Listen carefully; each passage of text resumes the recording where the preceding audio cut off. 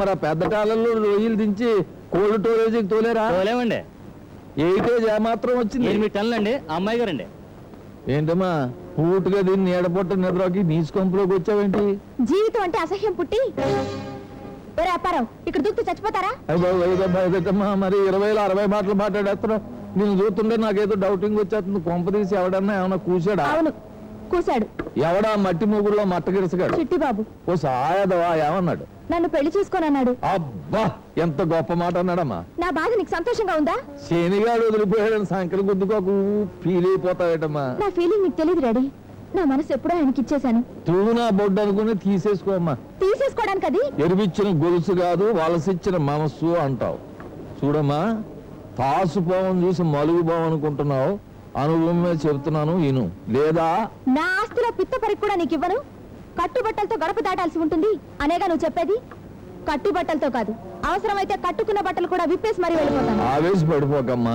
జీవితం అంటే ఏమిటో తెలియని చాప్ పిల్లని, నల్లనివన్నీ కొంగలు తెల్లనివన్నీ కాకులు అనుకునే అమాయకురాల్ని కదా.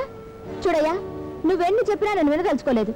నేను జీవిస్తే అతనితోనే జీవిస్తాను, లేదా అలా కొండ మీద నుంచి వెళ్ళి సముద్రంలో దూకి చచ్చిపోతాను అంటావు, అంతేనా? అవును.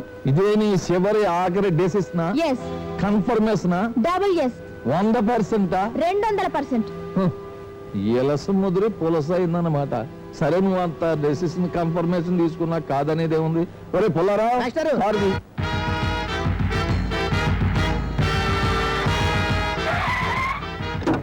రామా దిగు. ఏమిటి డాడీ ఇక్కడికి తీసుకొచ్చావు? చెబుతాను దిగు. అదిగో అల్లక్కడికి చూడమ్మా, అక్కడ లోతు ఎక్కువగానే ఉంటుంది. అయితే ఏం చేయమంటావు? నువ్వే చెప్పి ఏం చేయమంటావా? నీ మట్టుకు నువ్వు దూకేస్తావా లేకపోతే నన్ను దూచేయమంటావా? నువ్వే కదమ్మా నా జీవిత ఆడుతూనే జీవిస్తాను లేకపోతే సత్తాను అని. అంటే నన్ను చచ్చిపోమంటావా? చెబుతాను నువ్వు అడిగింది చెబుతాను, జరిగింది జరిగిందని చెబుతాను, జరగంది జరగదని చెబుతాను, పాలు తెలుపని చెబుతాను, బొగ్గు నలుపని చెబుతాను, ఎండొత్తే పగలని చెబుతాను, చీకటైతే రేత్రిని చెబుతాను. ఇది బాటా చెప్పని చెబుతాను, దీన్ని చుక్కొడితే పళ్ళు రాలిపోతాయని చెబుతాను, మెడచ్చుకు దోశానంటే చస్తావని చెబుతాను. అదిటి బాబు. మరి లేకపోతే ఏంటో ఎదవసోది? ముందు నాకు రాజయోగం ఉందో లేదో అది చెప్పు. జాతకాలు నమ్ముకుని బతికేలాంటి సోంబేర్నాయాలను కట్టుకుని రోజు సచ్చి కంటే ఓసారే కాలంలో దూకి సావడం మంచిది. వాళ్ళు లేకుండా నువ్వు నిజంగా బతకలేనంటే నాకేం అభ్యంతరం లేదు, చచ్చిపో. నేను 3 అంకెలు లెక్కెడతాను.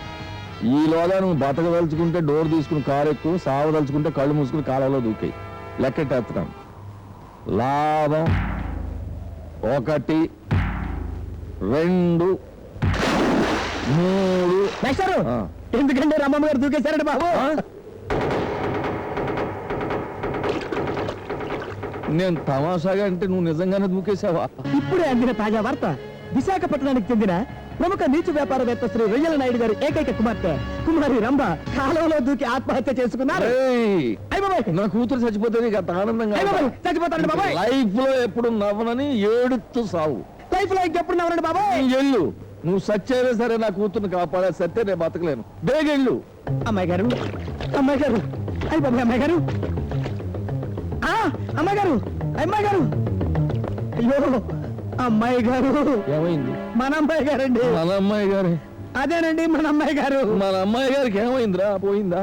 లేదండి బ్రతికే ఉన్నారండి. కొడతారంటండి. నా కూతురు బతికితే నువ్వెందుకు ఏడుస్తావు? 5 నిమిషాల క్రితం ఏమన్నారు?